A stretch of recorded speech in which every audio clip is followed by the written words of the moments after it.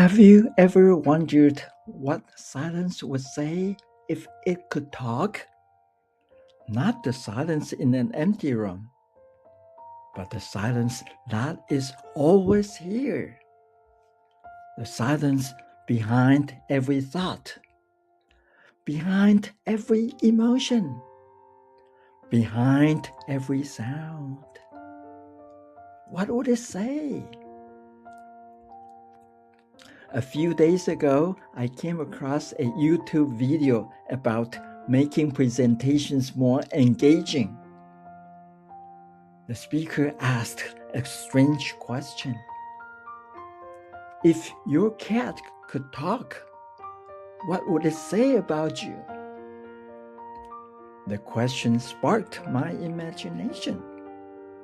Suddenly, the ordinary world around me came alive.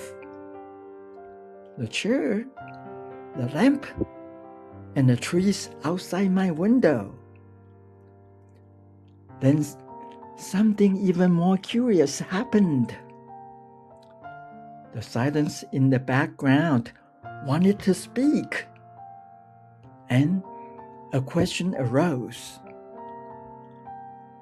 What would happen if I walked onto a stage and said nothing? Would the silence give the presentation for me? And if it could, what would it say? Perhaps it would begin like this. Hello, I've always been here. I was here before your first thought this morning. I was here before your worries. And I will still be here after they are gone. Then silence might ask, what was your experience during those moments of silence? Did you feel peaceful? Did you feel uncomfortable? Did your mind start wandering? Then silence would smile and say, good. That is exactly the point. What I'm about to say is not the most important thing. The words come and go. The thoughts come and go. The stories come and go. What matters is the space in which they arise. As I reflected on this imaginary conversation, I realized that silence was pointing towards something profound. Most of us spend our lives paying attention to what changes. Thoughts, emotions, relationships, successes, failures. Yet we rarely notice what remains unchanged. The awareness that is always present. The silent background of our lives. Then another question emerged.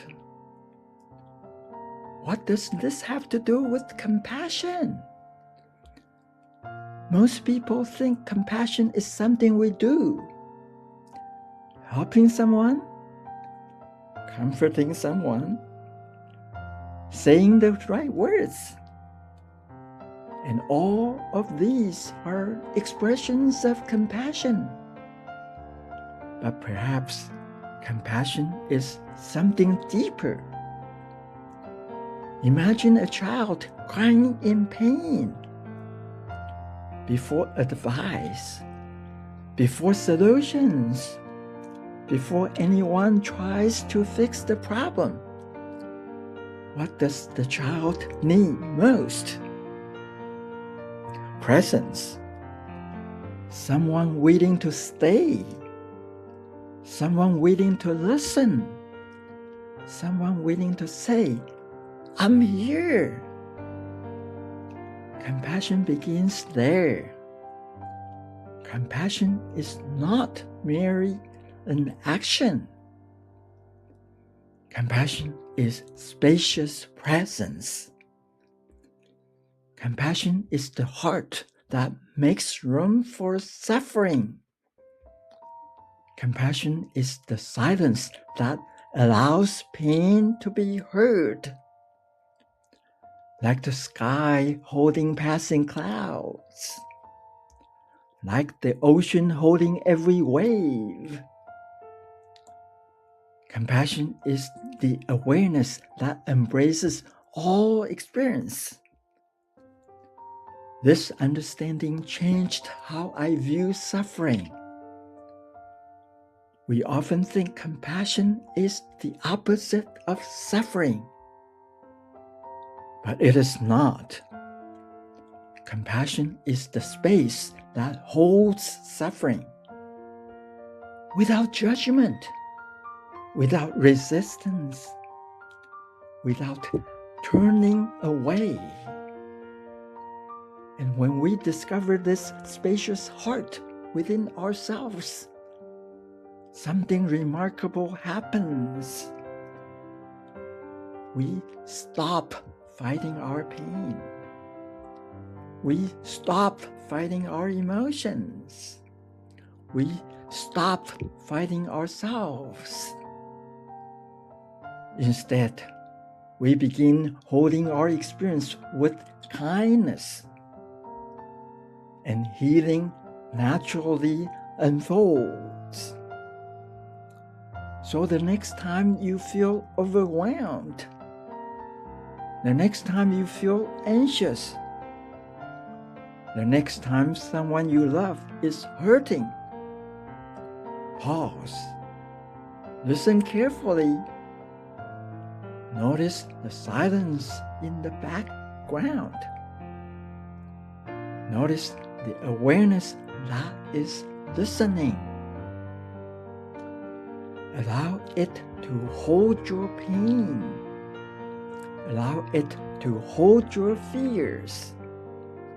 Allow it to hold your sorrow. You may discover that silence is not empty. It is full of presence. You may discover that compassion is not something you have to create. It is something that naturally emerges when you stop fighting what is. And you may discover that adversity is not a punishment. It is a messenger calling you home. Home to the spacious heart. Home to compassion. Home to your true nature. This is the Heartful Path.